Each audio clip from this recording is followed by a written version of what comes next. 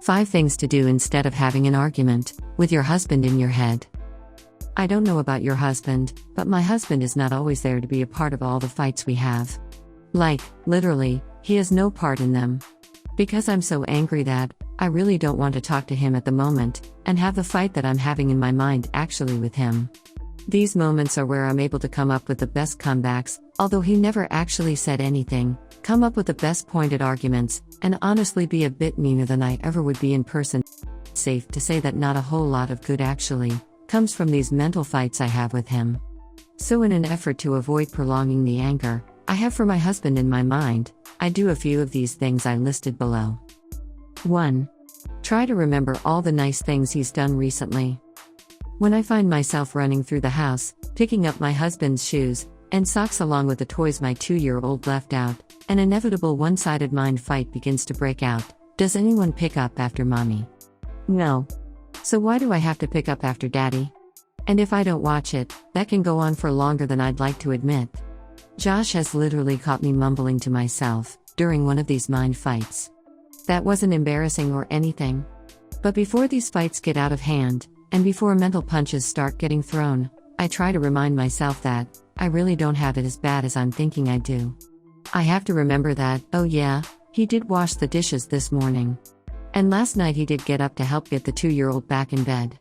That's not to say that I'll never bring the socks and sneakers issue up to him, see point number 2, but I do have to remember that I am not a victim in my marriage, and marriage is rarely a perfect 50-50. The sooner any spouse gets that out of their mind the better. As I say in much more detail in my video here, we married a real person, with flaws, and there will inevitably be times when we need to pick up their slack. If we can agree to do that, without whining or holding it over their heads, we'll find ourselves in a much happier marriage. 2. Walk over to him and bring it up. Sometimes I'm a lot meaner in my mind than I am out loud. I know that's not everyone.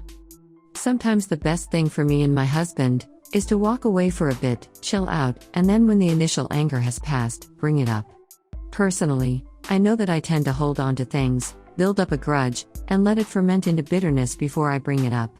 I can be like a lawyer building up evidence for my husband's crimes against me, instead of trying to nip the problem in the bud before it happens again. My poor husband. Over the course of our marriage, however, I've learned that he responds so much better when I address how his actions have bothered me in the moment. That means right as they happen. And that doesn't always mean that we have to stop and have an hour-long talk about it.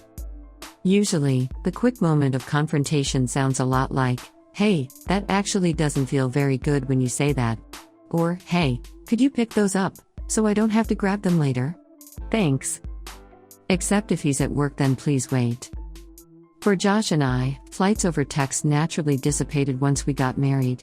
Mostly because over time, we became less dramatic and we also simply talked less during the day, when we were both working. But there have been a few instances where I've really just wanted to tell him what's what over the phone. And a couple times, I have and then felt like I was back in high school again, embarrassed and regretful.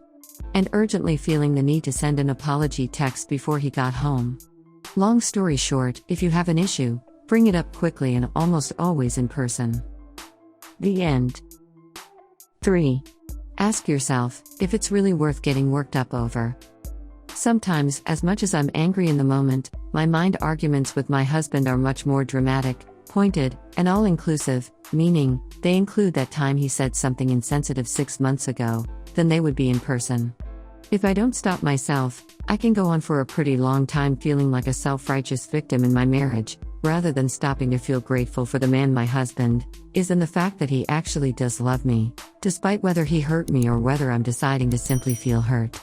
Don't get me wrong, there have been times when Josh has hurt me, but as I said before, those are times for action, confrontation, and forgiveness. Rarely is internalizing the hurt and remaining the victim the outcome we're actually looking for. It just feels vindicating in the moment. 4. Write down what you're feeling.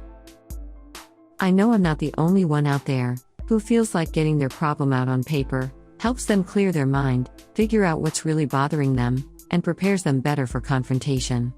Note that, in no way am I saying one should only write their problems in a journal and not bring them up face to face, Simply that, sometimes writing your feelings down beforehand will help you organize your thoughts while your emotions run their course, giving you the ability to be more and more calm and collected version of yourself when it comes time to talk to the hubs.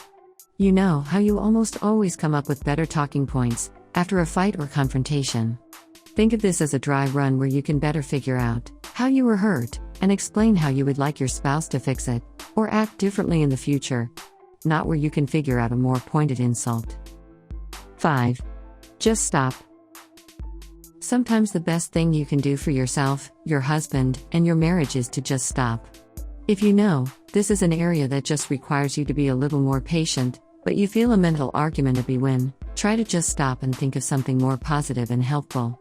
As I said earlier, you are not a victim in your own marriage. We always have a choice of how we react to whatever our husbands do, and in these types of moments, we can choose to simply realize what we're about to do, stop, move on, and be all the happier for it.